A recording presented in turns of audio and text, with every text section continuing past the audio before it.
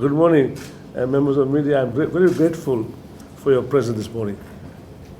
I have some important updates to share regarding both the Ministry of Multi-Ethnic and the sugar industry, including recent developments and the upcoming events. As you are aware, the coalition government, in accordance to the legal notice 17 of 2023, made a decision to establish the multi-ethnic affairs. Over the past 2 years, my dedicated team has worked tirelessly on the grounds, actively engaging with the diverse commitments and with the diverse communities through various initiatives and interactions. Today we stand as a fully operational ministry with a well-defined strategic direction. I am pleased to announce in the coming months we will be launching Ministry of Multi-Ethnic Strategic Plan 2025 to 2027, which will outline our visions, priorities, and commitments to fostering inclusivity, social cohesion across Fiji.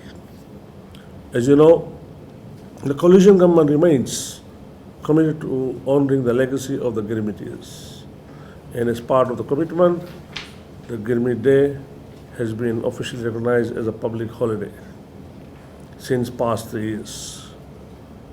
This initiative pays tribute to the profound contribution of the Girmitians and their descendants to the Fiji's economic and cultural development. This year, the ministry will host the National Girmit Commemoration event from 10 to 12 May at the Subel Park in Lambasa, with an additional event planned for 11th May 2025 in Sabu. I had a discussion with the Deputy Prime Minister, Honorable Biman Prasad, and if everything goes good, we may get the chief guest, Yogi Nath from India, who's the Chief Minister of UP, Uttar Pradesh. So the DPM is trying to talk to him, and if he accepts it and if he's got time to come, it'll be very good for us as well. So this year, as I said, the ministry will hold the events in Lambasa and Sabu. This marks the 146th anniversary of the arrival of the first Indian indentured laborers in Fiji. Hosting this event in the Northern Division will provide an opportunity for the people there to participate in the commemoration, just as those in the Central Division in 2023 and Western Division last year, when the main event was held at the Lotokas Girmit Center. The UCC's theme is preserving the past, envisioning the future. Carries a deep significance, serving as both a tribute to the Girmitians and a vision of Fiji's future. The first part of the theme, preserving the past, acknowledges the hardship, the sacrifices, and the contribution of the Girmitians. Despite adversity, they laid the foundation of the Indo-Fijian community, the resilience, economic progress, and the rich cultural heritage. While the other part, envisioning the future, emphasizes the importance of the unity, reconciliation, and the progress. As Fiji moves forward, this theme encourages the country to use lessons from the past to build a more inclusive, peaceful, and prosperous future. It calls for a national unity among all ethnic communities, recognizing that the struggles of the Girmitians were not just an Indo-Fijian experience, but part of Fiji's collective history.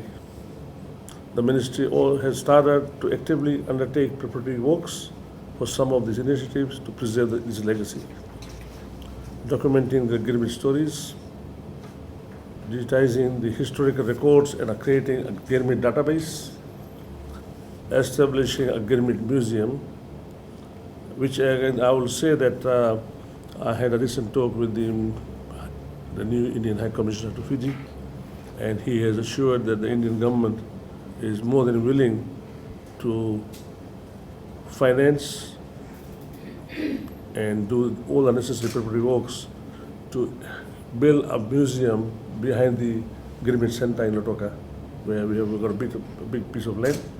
And of course, the Indian government is also willing to finance, which is more importantly. So that's something that we are moving forward now as well.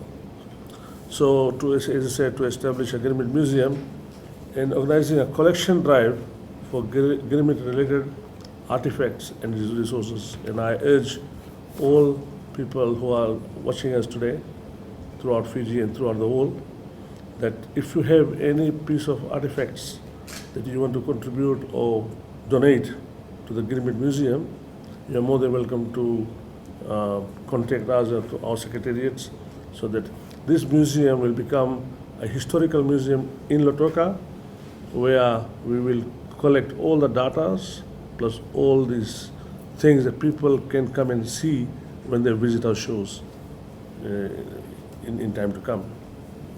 So our Girmit Working Committee is being established, which I will chair tomorrow.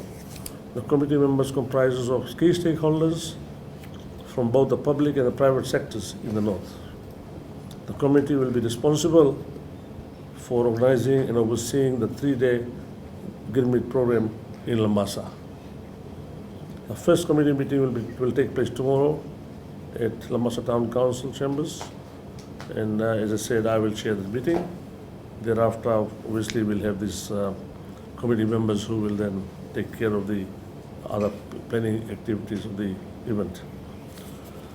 Ladies and gentlemen, I also honored to share updates from Ministry of Multi-Ethnic Grant program, which is a vital initiative dedicated to empowering our diverse community.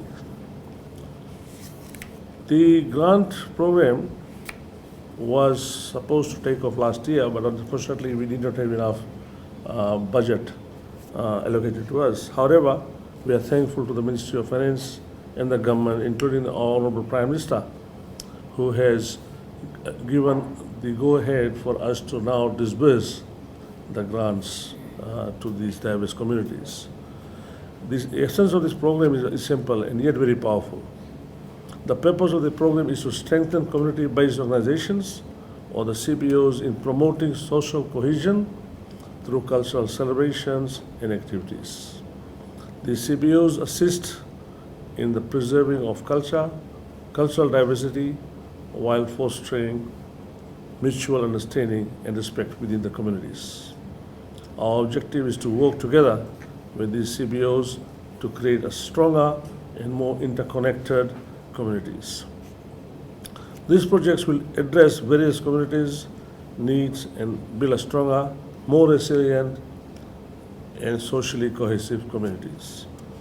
The funding support project has a maximum cap of 15,000, but ensures that even the smallest community organizations have the resources they need to make a meaningful differences. We have conducted verifications for the applications and will soon start disbursements to all these grant supports to successful applicants. Further details regarding the nature of assistance which is the communities will receive will be relayed later, and you will also be invited to witness the grant handover to the various communities the next month. I understand there's almost about 180 to 190 successful applications that we have approved, and the grants range from 3,000 to 15,000 depending on the type of project they have applied for. Ladies and gentlemen, I'm also pleased to inform the public that the Ministry of Multi-Ethnic Affairs has a permanent office in the Northern Division now, located at the Madhota House. We have also our Community Engagement Officer, Mr. Bobby Ratishlal, who will manage the office and of course monitor all the projects that we will hand over the grants to. I also will be based there while I'm in the north. So with these words, media, press, and the personals here, this is the current development of what the Multi-Ethnic Affairs and the sugar industry is doing. And I look forward for your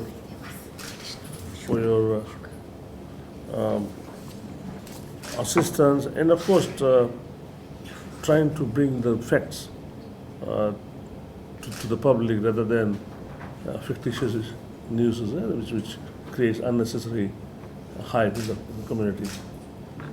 So, on the other hand, before I finish off, firstly recognizing the hard work and the dedication of the farmers that have come forward and increased production in the cane.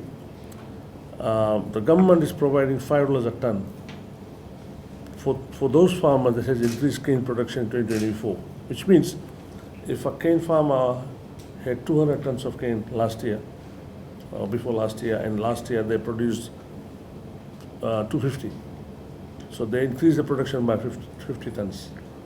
So whilst the government has given $105 per ton as the sugarcane price, we are also giving $5 on top of that on the additional production of cane, which means that the farmer with 50 tons of cane, $5, so he gets multiplied by 5. So that's an additional incentive that we are giving. In other countries, I know that there is, when the farmers do well, the millers give them, basically they give them a bicycle or a motorcycle as a bonus. Obviously, we haven't come to that stage, but one day I will, if everything goes good, we'll give them that.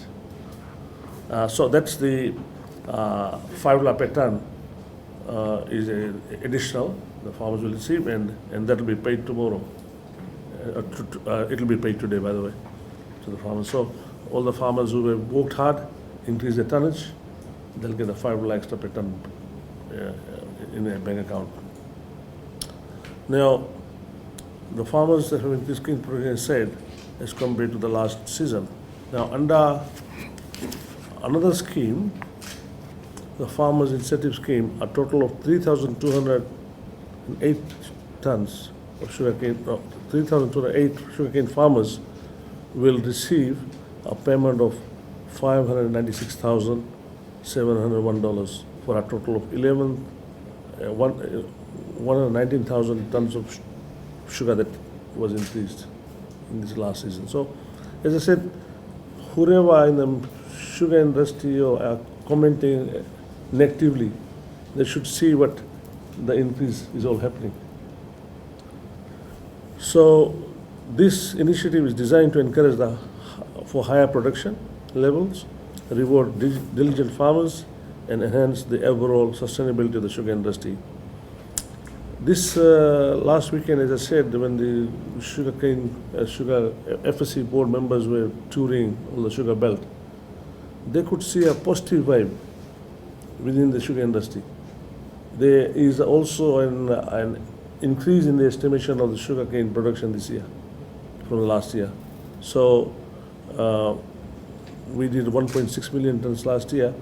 We are hopeful to get about 1.8 this year. And if the trend continues, we should beat our target of 3.5 million tons in the next 5 years. And that is what the figure I'm always been looking for. So additionally, the ministry has provided assistance to the farmers that had harvested the cane manually. As you know, our cane farmers have a tough life in trying to secure cane harvesters or manual laborers. So whilst they've been putting additional cash to bring in laborers, so we as the ministry had also put a program in place whereby a total of 7,786 farmers will receive a payment of $3 per ton additional, amounting to $2,171,000 through the manual harvesting program, which means the farmers who had used the manual harvesters or manual workers on top of whatever the government has paid as a cane farmer's price to the cane, we get $3 extra. So these are things that little thing matters in life. But as I said, that a farmer who's serious, he will not complain because that's his bread and butter. But those farmers who are just a farmer that is saying that I'm a farmer, but not really a serious farmer. They're the ones who complain the most. So here again, this incentive is there to ease the financial burden of the labor-intensive harvesting methods and the challenge posed by the rising labor costs. So 723,877 tons of cane was harvested manually last year. Those farmers that qualified will be receiving this money today in their bank accounts. Our farmers are the backbone of Fiji's sugar sector, and we are dedicated to ensure they receive necessary support to succeed. These financial assistance programs reflect our ongoing commitments to sustain livelihoods, boosting productivity, and securing a strong future for the sugar industry. I will take this a pause here and let you have the floor for you to have any questions or clarifications that you want to know on the forward of these two issues. Thank you very much. Pinaka.